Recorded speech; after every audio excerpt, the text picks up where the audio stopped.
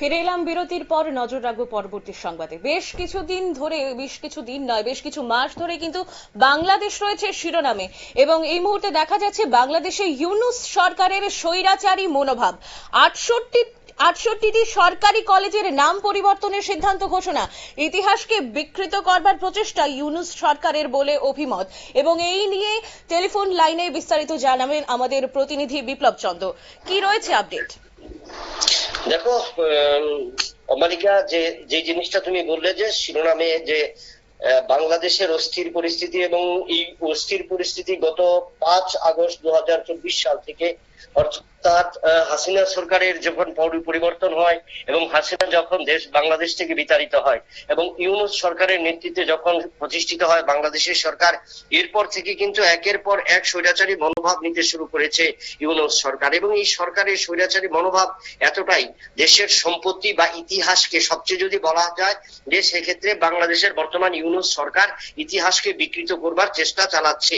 এবং এই ইতিহাসকে বিকৃত করবার যে চেষ্টা, সেটা কিন্তু শুরু হয়েছে গত 8 আগস্ট থেকে। 5 আগস্ট হাসিনা সরকারের পরিবর্তন হয়েছে, ইউনূস সরকারের নেতৃত্বে সরকার গঠিত হয়েছে।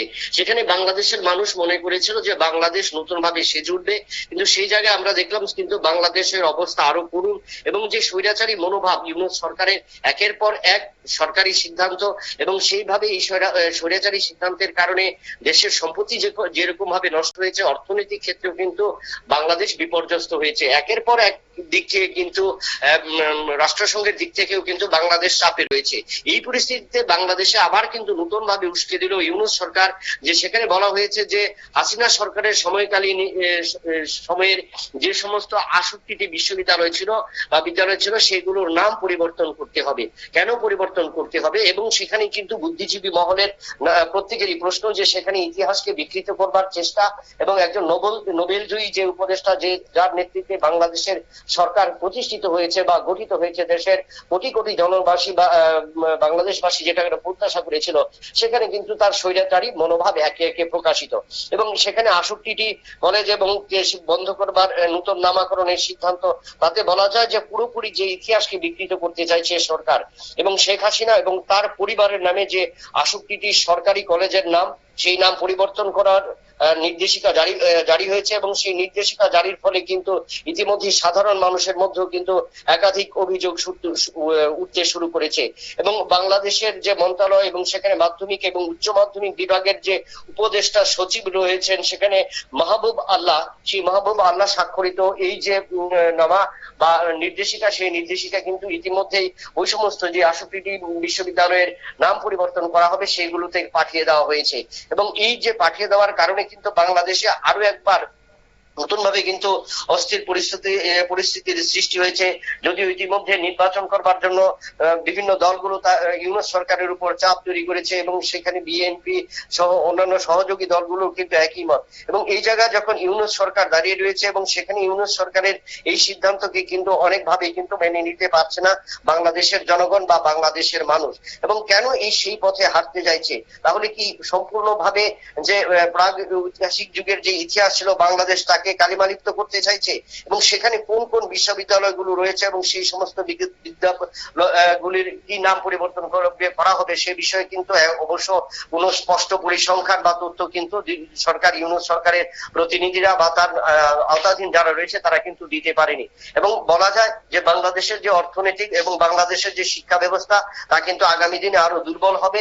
এবং সেই ক্ষেত্রে ইউনূস সরকার একমাত্র দায়ী থাকবে।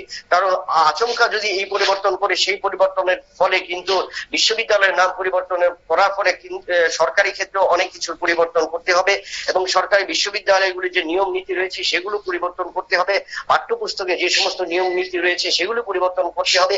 বিজ্ঞাপন জাতীয় সমস্ত বিষয়গুলো যেগুলো রয়েছে সেই সমস্তগুলো সবকিছু পরিবর্তন করতে হবে। কারণ এরই মধ্যে যেটা বাংলাদেশের সবচেয়ে বড় খবর, যে অর্থনৈতিক সংকটে বাংলাদেশের ইউনূস সরকার ইতিমধ্যেই কিন্তু তাদের টাকার পরিবর্তন, এবং সেখানে যেখানে শেখ হাসিনার তার বাবা আবার ছবি ছিল, মুজিবুর রহমানের ছবি ছিল, সেই সমস্ত টাকাগুলো তারা কিন্তু ব্যান করে দিয়েছে।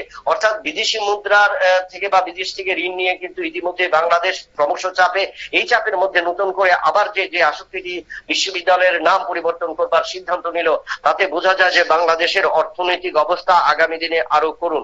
আর এই ক্ষেত্রে শিক্ষানবিশ বা যে ক্ষেত্রে কোটা আন্দোলনকে নিয়ে বাংলাদেশ বিভাজনের রাজনীতি করেছিল বা বিভাজনের সময় তৈরি হয়েছিল, সেক্ষেত্রেও কিন্তু ছাত্রছাত্রীদের মধ্যে কিন্তু আরো একটা বার্তা পৌঁছে যেতে চাইছে যে সেখানে ইউনূস সরকার কোনোভাবে কিন্তু আগামী প্রজন্ম সঠিক শিক্ষানীতি গ্রহণ করুক, সঠিকভাবে শিক্ষার ব্যবস্থাতে তারা উপলব্ধি দিয়ে নিজেদের সামিল করুক সেই জিনিসটা থেকে। কারণ খাস করে যদি প্রাথমিক স্তর থেকে শিক্ষা পঠন পাঠন যে পরিবর্তন আনছে এবং বিদ্যালয়গুলিতে নামাকরণের পরিবর্তন, সেখানে কিন্তু দ্বিধাদ্বন্দ্বের মধ্যে থাকবে ছাত্রছাত্রীরা এবং শিক্ষক মহল। এবং যার কারণে বলা যাচ্ছে যে এই স্বৈরতান্ত্রিক নীতি বা স্বৈরতান্ত্রিক যে মনোভাব, এই স্বৈরতান্ত্রিক মনোভাবের কারণে কিন্তু বাংলাদেশ আগামী দিনে আরো কোণঠাসা হবে, সেটা রাষ্ট্রসংঘের কাছ থেকে এবং পার্শ্ববর্তী সমস্ত দেশগুলোর থেকে। অম্বালিকা, অনেক ধন্যবাদ। অর্থাৎ আপনারা এতক্ষণ ধরে শুনতে পেলেন, বাংলাদেশ ইউনূস সরকার গঠনের পর কিন্তু বাংলাদেশের যে জনগণ উনারা আশা করেছিলেন যে উনারা এবারে আরো ভালো সরকার পাবেন এবং আরো ভালো তাদের দেশ আরো ভালোভাবে চলবে। কিন্তু এই মুহূর্তে যেটা দেখা যাচ্ছে সেটা হচ্ছে 68টি কলেজের নাম পরিবর্তনের সিদ্ধান্ত নিয়েছে ইউনূস সরকার এবং সেই নিরিখে কিন্তু দেখা যাচ্ছে তার স্বৈরাচারী মনোভাব। আগামী দিনে সেটা কি রূপ নিতে চলেছে সেটাই এখন দেখার পালা। নিয়ে নেব ছোট্ট একটা বিজ্ঞাপন বিরতির, সঙ্গে থাকুন।